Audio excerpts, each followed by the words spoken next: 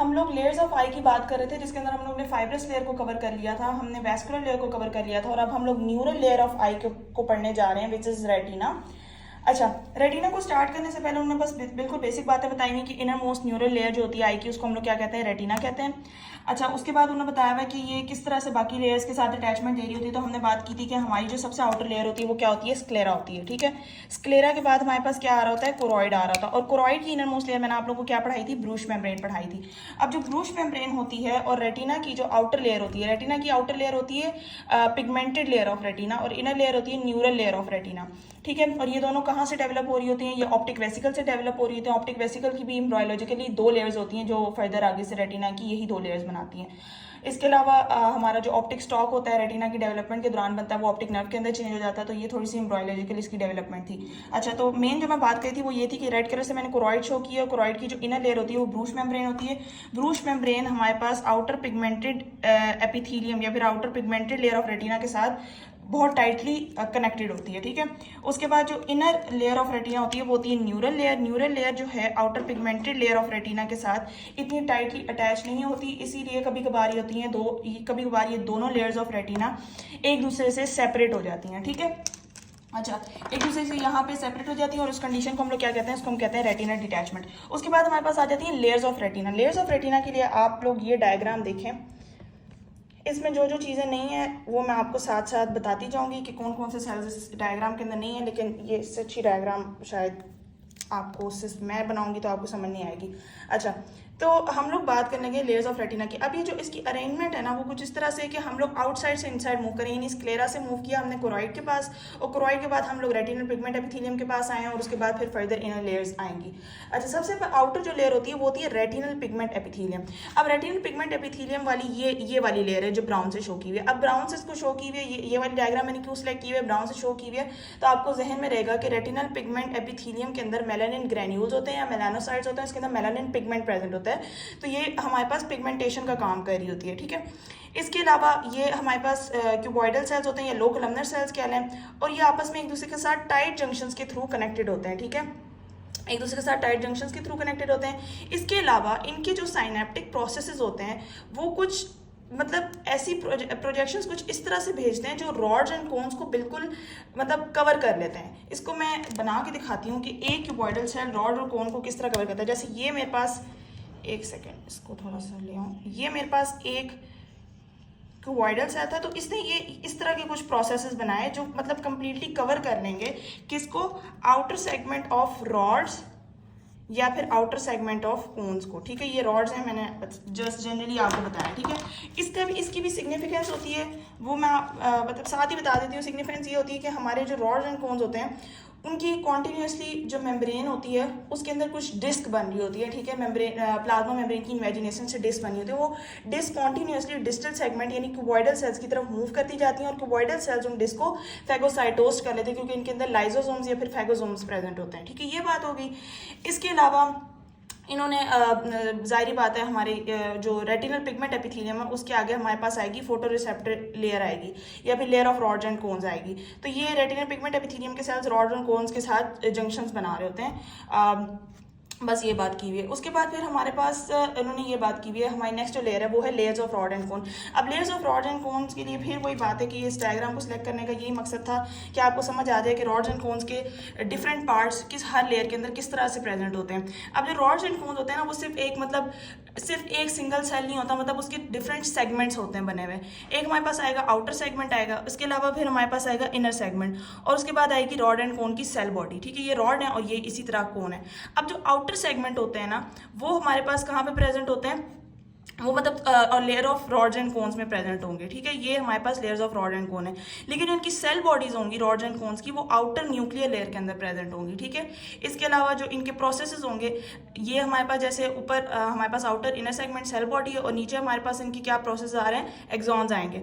ठीक है, ये एक्सॉन जो होंगे आउटर प्लेक्सीफॉर्म लेयर के अंदर आएंगे, ये भी मैं आपको बाद में बताऊंगी। ठीक है, किस तरह से इनकी आपस में कनेक्शन बनी होगी। ठीक है, रेटिनल पिगमेंट एपिथेलियम का हमने पढ़ लिया, मैंने आपको layer of rods and cones के बारे में बता रही है कि उधर अंदर आउटर और inner segments of rods and cones पड़े होते हैं। इसके बाद हमारे पास आ जाती है आउटर लिमिटिंग लेयर।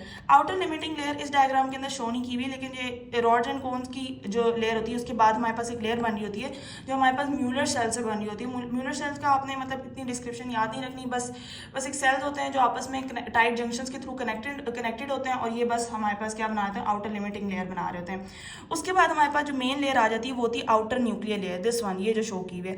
अब आउटर न्यूक्लियर लेयर के अंदर बेसिकली इन रॉड्स एंड कोन्स की क्या पड़ी होंगी, सेल बॉडीज पड़ी होंगी, ठीक है। ये सेल बॉडीज हमारे पास आउटर न्यूक्लियर लेयर के अंदर प्रेजेंट होंगी। इसके अलावा इनकी अरेंजमेंट कुछ इस तरह से होती है जो कि इस डायग्राम के अंदर तो शो नहीं की हुई। उन्होंने बताया हुआ है कि हमारे जो कोन्स होते हैं वो हमारे पास सिर्फ एक सिंगल ऊपर वाली लेयर बना रहे हैं और बाकी 3-4-5 नीचे लेयर्स जो होते हैं वो रॉड्स की सेल बॉडीज बना रही होती है। ये हो गया हमारे पास आउटर न्यूक्लियर लेयर। उसके बाद हमारे पास आ जाती है outer plexiform layer. Outer plexiform layer is जो होती है उसको हम क्या कहते हैं, उसको हम आउटर साइनेप्टिक लेयर भी कहते हैं। ये किस तरह से इसकी फॉर्मेशन हो रही होती है कि हमारे रॉड्स एंड कोन्स के जो एक्सॉन्स होते हैं वो इनर न्यूक्लियर लेयर के अंदर हमारे पास प्रेजेंट होते हैं बायपोलर सेल्स। बायपोलर सेल्स के डेंड्राइट्स के साथ जो कनेक्शंस बनाते हैं उन कनेक्शंस की वजह से होकर हमारे पास क्या बनती है, आउटर प्लेक्सीफॉर्म लेयर, ठीक है। ये बात होगी। इसके अलावा आउटर प्लेक्सीफॉर्म लेयर के अंदर और कोई बात नहीं है। उसके बाद हम नेक्स्ट मूव करते हैं, हमारे पास आ जाती है इनर न्यूक्लियर लेयर। अब ये मेन वो लेयर है जिसके अंदर बहुत सारे सेल्स प्रेजेंट होंगे। एक तो वो बाइपोलर सेल्स जिनका मैंने आपको बता दिया कि जिनके डेंड्राइट्स ऊपर जाकर axons of rods and cones के साथ आउटर साइनेप्टिक लेयर के अंदर या आउटर प्लेक्सीफॉर्म लेयर के अंदर जंक्शंस बना रहे होते हैं। एक बाइपोलर सेल्स हो गए। इसके अलावा यहाँ पर आपको हॉरिजॉन्टल सेल्स मिलेंगे, एमाक्राइन सेल्स मिलेंगे, इंटरप्लेक्सीफॉर्म सेल्स मिलेंगे और म्यूलर सेल्स भी आपको थोड़े बहुत मिलेंगे, ठीक है। अब जो फिजियोलॉजी में आप ऐसे पढ़ लेंगे इसका सारा, बाइपोलर सेल्स तो डायरेक्ट जो है जो हमारे पास नर्व सिग्नल आ रहा था उनको ट्रांसमिट कर रहे होते हैं। बाकी हॉरिजॉन्टल और एमाक्राइन सेल्स जो होते हैं वो लेटरली जो है सेल्स को इनहिबिट करा रहे होते हैं ताकि हमारा जो सिग्नल हो वो एक कंट्रास्ट में बने, यानी एक शार्प सिग्नल जो है गैंग्लियोनिक सेल्स के पास जाए। तो ये वैसे फिजियोलॉजी की बातें आप उसके अंदर पढ़ लेंगे, मेरा काम हिस्टोलॉजी को कवर करना है। इनर न्यूक्लियर लेयर की बात होगी। अब हमारे पास आएगी इनर प्लेक्सीफॉर्म लेयर। तो अब आप खुद सोचेंगे इनके डेंड्राइट्स ने तो ऊपर कनेक्शन बना दिए, पीछे रह गए इनके एक्सॉन्स। तो इनके जो बाइपोलर सेल के एक्सॉन्स और बाकी जो हमने इधर सारे सेल्स पढ़े हैं इनके एक्सॉन्स किसके साथ कनेक्शंस बनाएंगे, गैंग्लियोनिक सेल्स जो होते हैं उनके डेंड्राइट्स के साथ। तो यहाँ पे जो इनर प्लेक्सीफॉर्म या इनर साइनेप्टिक लेयर होती है उसके अंदर जो बाइपोलर सेल्स के एक्सॉन्स होते हैं वो गैंग्लियोनिक सेल्स के डेंड्राइट्स के साथ कनेक्शंस बना रहे होते हैं। नेक्स्ट जो हमारे पास लेयर आ जाती है वो कौन सी होती है, गैंग्लियन सेल लेयर। यहाँ पे हमारे पास गैंग्लियंस पड़े होते हैं और ये गैंग्लियंस होते हैं मेन जो एक्शन पोटेंशियल ट्रांसमिट करना होता है वो इनका काम होता है, ठीक है। इन गैंग्लियन सेल्स के डेंड्राइट्स के हमने कनेक्शन देख लिए। इनके एक्सॉन्स क्या करते हैं, वो ऑप्टिक नर्व बना रहे होते हैं। ऑप्टिक नर्व इज कुछ नहीं होती, बस इनके मतलब गैंग्लियन सेल्स के एक्सॉन्स को हम लोग ऑप्टिक नर्व कहते हैं, ठीक है। ये हो गया गैंग्लियन सेल लेयर। उसके बाद फिर हमारे पास ऑप्टिक नर्व फाइबर लेयर आ जाती है जो कि इसके अंदर शो नहीं की हुई, बस इसके अंदर जो है गैंग्लियन सेल्स के एक्सॉन्स जो है ऑप्टिक नर्व फाइबर वाली लेयर के अंदर रन करेंगे। उसके बाद फिर हमारे पास क्या आ जाएगी, इनर लिमिटिंग लेयर। और इनर लिमिटिंग लेयर वही उसी तरह बिल्कुल बननी होगी जिस तरह आउटर लिमिटिंग लेयर बन रही थी, यानी म्यूलर सेल्स के आपस में जो टाइट कनेक्शंस होते हैं उनकी वजह से, ठीक है। ये बात हो गई। उसके बाद हमने लेयर्स ऑफ रेटिना को कवर कर लिया। उसके बाद उन्होंने रेटिनल पिगमेंट एपिथेलियम की बारे में बताया हुआ जो कि मैंने ऑलरेडी कवर कर लिया है कि रेटिनल पिगमेंट एपिथेलियम के अंदर हमारे पास मेलानोसाइट्स वगैरह होंगे। और अब आप इससे देख लीजिए मेलानिन ग्रैन्यूल्स वगैरह होंगे। इसके अलावा ये हमारे पास रेटिनल ब्लड बैरियर को बना रही होगी। अच्छा, जो मेन हमारी इसके अंदर बात रह गई थी ना वो थे इसके फंक्शंस। एक तो हो गया absorption of light. Absorption of light क्यों हमारे पास इंपॉर्टेंट है, आपको पता है कि मैंने बताया रेटिनल पिगमेंट एपिथेलियम के अंदर मेलानिन प्रेजेंट होता है। अब आपको पता है जो ब्लैक कलर होता है वो हम लोग एब्जॉर्ब कर रहा होता है बाकी सारे लाइट को, ठीक है। इसलिए हम गर्मियों में ब्लैक कलर ज़्यादा मतलब अवॉइड करते हैं क्योंकि लाइट को बहुत ज़्यादा एब्जॉर्ब करता है। तो लाइट जब हमारी आई के अंदर एंटर होती है तो उस लाइट ने कहीं ना कहीं ख़त्म भी तो होना है। अगर ख़त्म ना हो और हर जगह से रिफ्लेक्ट करती रही तो फिर तो हमारी मतलब विजुअल एक्टिविटी के अंदर एब्रेशंस आ जाएंगी ना। तो उस जो लाइट को एब्जॉर्ब करने का काम होता है वो इस रेटिनल पिगमेंट एपिथेलियम का होता है, ठीक है। उसके बाद विटामिन ए की एब्जॉर्प्शन भी करा रही होती है, ठीक है। फैगोसाइटोसिस ऑफ डिस्क भी मैंने आपको बता दिया कि हमारे जो रॉड्स एंड कोन्स होते हैं उनकी प्लाज्मा मेम्ब्रेन की जो है क्या इमेजिनेशन से डिस्क बनती है और डिस्क कॉन्टीन्यूसली आउटर सेगमेंट की तरफ मूव करती हैं, वो इनको फैगोसाइटोस कर लेते हैं, यानी रेटिनल पिगमेंट एपिथेलियम के सेल्स, ठीक है। इसके अलावा ये ब्लड रेटिनल बैरियर बना रही होती है और इसके अलावा ये एटीपी और वेरियस ग्रोथ फैक्टर्स जो होते हैं वो आई को प्रोवाइड कर रही होती है, ठीक है। ये हो गए। उसके बाद हमारे पास आ जाती है बात रॉड सेल्स की और कोन सेल्स की। इसके लिए मैं आपको डायग्राम दिखाऊंगी और उसके बाद फिर मैं आपको नोट से भी दिखा दूंगी, और आपका दिल किया तो आप लोग स्क्रीनशॉट ले लीजिए, लेकिन पहले समझना ज़रूरी है। अच्छा, रॉड्स एंड कोन्स की अगर हम लोग बात करें तो वही बात है कि आउटर सेगमेंट है, इनर सेगमेंट है, और उसके बाद सेल बॉडी, और सेल बॉडी के साथ कुछ 2-3 और प्रोसेसेस हैं, उनके मैं आपको नाम बताऊंगी बाद में। पहले हम लोग बात कर रहे थे रॉड सेल्स की। पहले बेसिक बातें कर रहे थे। रॉड सेल्स आर है ना, आर से रॉड और आर से रात। तो आपने जहन में रखना है कि rod sales basically dim light को देखने में हमारे पास, डिम लाइट के अंदर जो है हमारे पास एक्टिव होते हैं।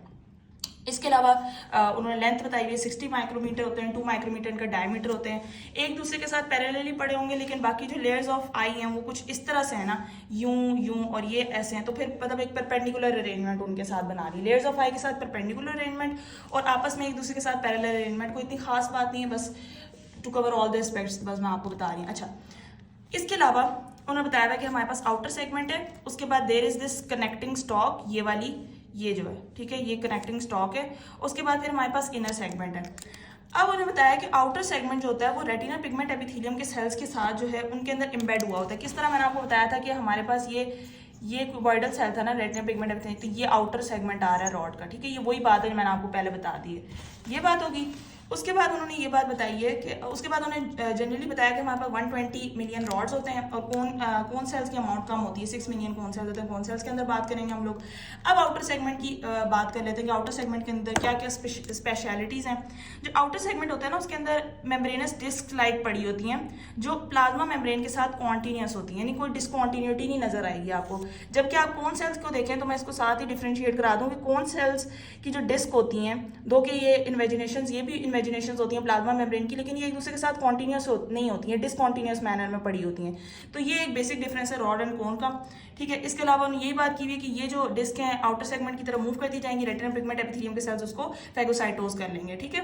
इसके अलावा आपको यहाँ पर क्या मिलेगा, रोडोप्सिन मिलेगा। रोडोप्सिन को विजुअल पर्पल भी कहते हैं, और वो रेटिनल और स्कोटॉप्सिन का एक कम्बिनेशन जो होता है वो रोडोप्सिन होता है। इसके अलावा आपको इसकी फोटोसेंसिटिविटी बताई हुई है कि ये फोटोसेंसिटिव पिगमेंट होता है रोडोप्सिन।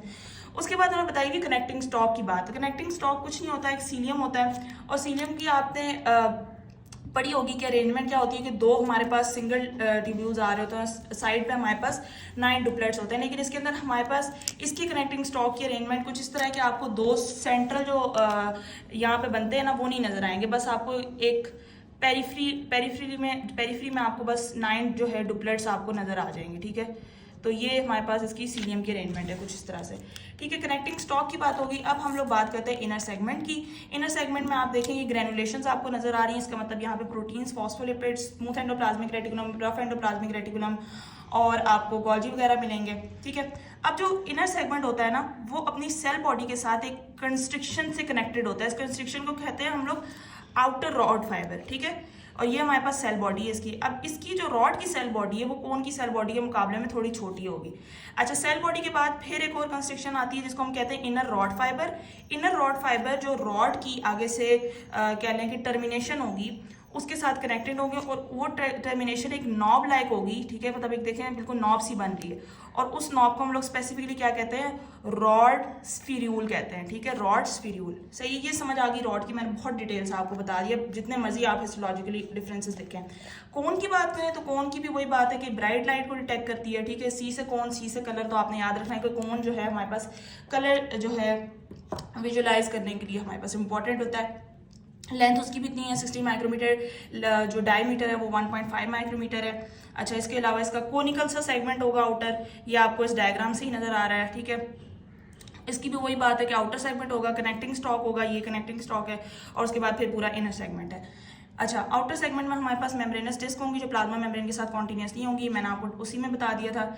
इनर सेगमेंट के अंदर वही बात है, न्यूक्लियस होंगी, सेल बॉडीज वगैरह होंगी, और जो बेसिकली हमारे पास इसके अंदर पिगमेंट होगा वो होगा आयोडोप्सिन। और ये हमारे पास जो आउटर सेगमेंट और इनर सेगमेंट के दरम्यान हमारे पास जो बेसिकली पड़ी होगी हमारे पास पेरिकेरियन यानी सेल बॉडी पड़ी होगी।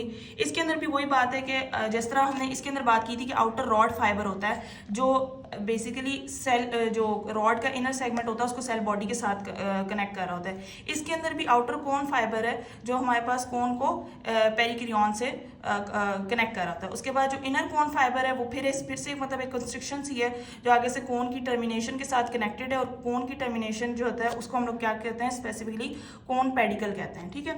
और कोन का क्या काम होता है, it is photosensitive to red, blue और green colour. So this was all about rod and cones. अब हमारे पास रह गई हैं सारी आसान बातें जिसमें हमने बात करनी है ब्लड रेटिनल बैरियर और इन सारी बातों की। एक सेकेंड, हाँ, सेल्स ऑफ रेटिना की बात की है कि हमारे पास डायरेक्टली कंडक्टिंग सेल्स होते हैं, बाइपोलर सेल्स जो कि डिफ्यूज होते हैं, मोनोसाइनेप्टिक होंगे। वैसे तो ये इतनी इंपॉर्टेंट नहीं है, बस ये आप बात याद रखें कि diffuse bipolar cells are those cells which are making connections with many cells. However the monosynaptic bipolar cells are only cell which make connection with only one cell, ठीक है। तो ये बस इसी तरह गैंग्लियन सेल्स होते हैं, ये इनके अंदर निजल सब्सटेंसेस वगैरह मिलेंगे आपको, लार्ज से सेल्स होंगे। ये आपको डायग्राम से भी नजर आ ही रहा था कि जो मैंने आपको दिखाई थी गैंग्लियन सेल्स की। इसके अलावा वेजिकुलर से इनका न्यूक्लियस होगा, इनकी भी डिफ्यूज और मोनोसाइनेप्टिक टाइप्स होती हैं। और एसोसिएशन सेल्स आर ओनली दो सेल्स जो हमारे पास लेटरल इनहिबिशन करवाते हैं। लेटरल इनहिबिशन में हमारे पास हॉरिजॉन्टल सेल्स होते हैं, मेन होते हैं जो लेटरल इनहिबिशन करा रहे होते हैं। उसके बाद एमाक्राइन सेल्स और इंटरप्लेक्सिफॉर्म सेल्स का फंक्शन नोन नहीं है। इसके अलावा सपोर्टिंग सेल्स म्यूलर सेल्स होते हैं जो आउटर इनर जो है लिमिटिंग लेयर जो है वो कॉन्स्टिट्यूट करवा रहे होते हैं, और न्यूरोग्लियर सेल्स होते हैं जो बस एक नरिशमेंट के तौर पे वहाँ पर प्रेजेंट होते हैं। उसके बाद है हमारे पास ब्लड वेसल्स ऑफ रेटिना। अब ब्लड वेसल्स ऑफ रेटिना के अंदर देखें तो आउटर 1/3 ऑफ रेटिना जो होती है उसको दे रहा होता है, उसको ब्लड सप्लाई मिली होती है कोरॉइड की कैपिलरी से, और इनर 2/3 को सेंट्रल रेटिनल आर्टरी से जो है वो मिली होती है ब्लड सप्लाई में। अच्छा, उसके बाद फिर साथ ही मैं ब्लड रेटिनल बैरियर की बात कर लेते हैं कि हमने बात की थी आउटर 1/3 ऑफ रेटिना को कैपिलरीज ऑफ कोरॉइड जो है वो ब्लड सप्लाई दे रही होती हैं। तो इसके लिए जो बैरियर किस तरह बन रहा होता है, मैंने आपको बताया था कि रेटिना पिगमेंट एपिथेलियम के जो सेल्स होते हैं रेटिना के अंदर वो आपस में टाइट जंक्शंस बनाते हैं। इसकी वजह से जो कोरॉइड की कैपिलरीज के अंदर टॉक्सिन्स होते हैं वो मूव नहीं कर पाते रेटिना के अंदर। इनर 2/3 ऑफ रेटिना को central artery of retina supply करी थी, और आर्टरी जो होती है बेसिकली एंडोथेलियल सेल्स जो होते हैं आर्टरी को बना रहे होते हैं, और उन एंडोथेलियल सेल्स के आपस में टाइट कनेक्शंस होते हैं जिसकी वजह से कोई भी टॉक्सिन मूव नहीं कर पाता टू रेटिना, ठीक है। उसके बाद फिर हमारे पास है फोविया सेंट्रैलिस। फोविया सेंट्रैलिस कुछ भी नहीं है, एक ऐसा पॉइंट और एक ऐसा एरिया जिसकी विजुअल एक्यूटी बहुत ज़्यादा है, यानी वहाँ पर मतलब अप्रोप्रिएट या फिर एक्यूट आपको विजन नज़र आएगी। क्यों? क्योंकि यहाँ पे सिर्फ कोन्स प्रेजेंट होती हैं। इसके अलावा ये हमारे पास प्रेजेंट कहाँ पर होगा, posterior pole of optical axis में प्रेजेंट होगा। और यहाँ पर बेसिकली विजुअल एक्यूटी क्यों हाई होती है कि रेटिना की सारी लेयर्स एक साइड पे मूव कर जाती हैं, यानी इस पॉइंट को रेटिनल लेयर्स वगैरह ने कवर नहीं किया होता, जिस वजह से यहाँ पर आपको बहुत ज़्यादा हाईएस्ट विजुअल एक्यूटी नज़र आएगी। So this was all about retina I guess. So अच्छा, तो ब्लड रेटिनल बैरियर को हमने डिस्कस किया था, तो मैंने सोचा कि आप लोगों को डायग्राम भी दिखा दूं ताकि आपको कॉन्सेप्ट मज़ीद क्लियर हो जाए। तो हमने बात की थी कि इनर ब्लड रेटिनल बैरियर जो होता है, यानी इनर 2/3 ऑफ रेटिना को जो ब्लड सप्लाई मिल रही होती है वो मिल रही होती है through this central artery of retina. तो यहाँ पर आप देखें ये पर्पल से जो हमारे पास आ रहे हैं सेल्स, ये basically different type of cells हैं, और उसके नीचे जो है हमारे पास सेंट्रल आर्टरी ऑफ रेटिना पड़ी है। और सेंट्रल आर्टरी ऑफ रेटिना जो रेड कलर की है उसके एंडोथेलियल सेल्स के दरमियान there are tight junctions present. उसके बाद नीचे वाली डायग्राम में देखें तो आउटर ब्लड रेटिनल बैरियर है जो आउटर 1/3 ऑफ द रेटिना के को मतलब कॉन्स्टिट्यूट कर रहा है। इसके अंदर यहाँ पे आप देखें ब्राउन कलर के जो सेल्स हैं उनके आपस में टाइट जंक्शन शो किए हैं, ये रेटिनल पिगमेंट एपिथेलियल सेल्स हैं। इनके टाइट जंक्शंस की वजह से होकर ये कोरॉइड के अंदर जो कैपिलरीज प्रेजेंट होती हैं उनसे टॉक्सिन्स कभी भी हमारी रेटिना के अंदर मूव नहीं कर पाते। ये होगी बात। इसके अलावा मैं हिस्टोलॉजिकली आपको दिखा दूं कि रेटिना की किस तरह से लेयर्स प्रेजेंट होती हैं। तो ये आप देखिए नीचे से ऊपर की तरफ मूव करें तो हमारे पास पहले कोरॉइड आती है, कोरॉइड की ब्रूश मेम्ब्रेन आती है जो कि इसके अंदर शो नहीं की हुई।